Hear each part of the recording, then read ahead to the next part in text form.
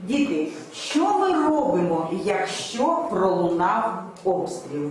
Будь ласка. Треба сідати під парти. Добре.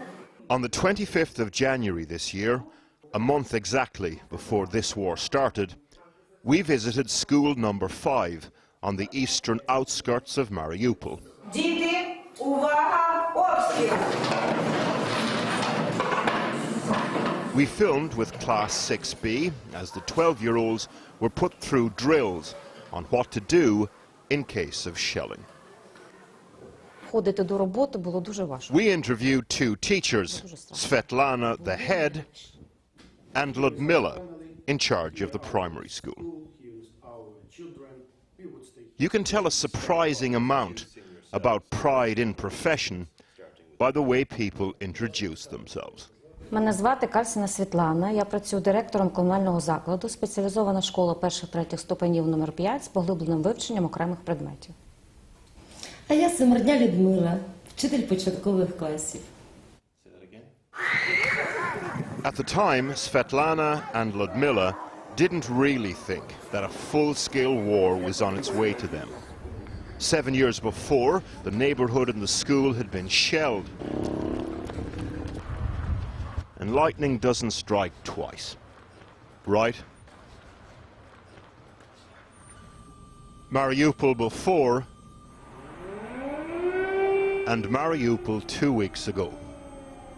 This drone footage shows what's left of District East, where the school is. The area not far from Donbass was one of the first parts of the city the Russian army moved into at the beginning of March. Back in January, we asked the teachers this question. I just wonder if Russian tanks, God forbid, rolled down the street tomorrow, how would this neighborhood react, and how would you react? Залишилися, поруч би стояла, залишилися би. Ми у 15-му році не покинули цю школу, і зараз не покинемо. Тут наші діти, Тут наші діти, наша сім'я. Наша сім'я, наша робота. Крім нас ніхто не зробить. Отак би взялися за руки і стали би перед танками, да? For 2 weeks now, we've been trying to find out what happened to Svetlana and Ludmila. It's been difficult because telephone networks in the city were targeted by the Russians at the beginning of the offensive. This is the automated answer you now get when trying to ring a telephone number there. Нападением фашистской России на Украину и ведением войны данный звонок заблокирован. Российский звонок пошел. As friends and colleagues of the teachers escaped the city and moved to areas with network coverage, we started to connect with people. Via social media, we finally did manage to communicate with Svetlana. She said she'd escaped Mariupol and was safe, but had heard nothing from her friend Ludmila. Дети, внимание, обстрел! War creates information black holes, and into the vacuum, disinformation.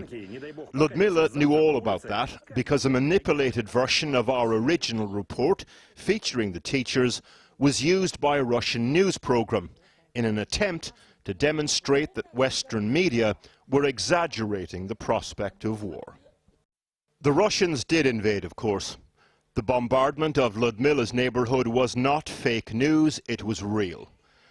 One of the reasons we know that is because this afternoon we finally made contact with Maria, a relative of Ludmila.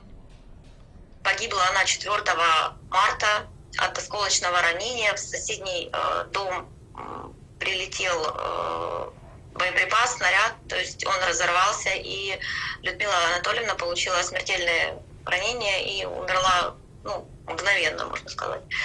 Вот, была похоронена в том же доме, в котором она и погибла, в приусадебной части, в огороде, по-другому не получилось. How will you remember her? Воспоминания самые лучшие, самые светлые. Это был прекрасный человек, добрее, позитивнее. Просто не было людей. One of the last prophetic things Ludmila said to us back in January was this.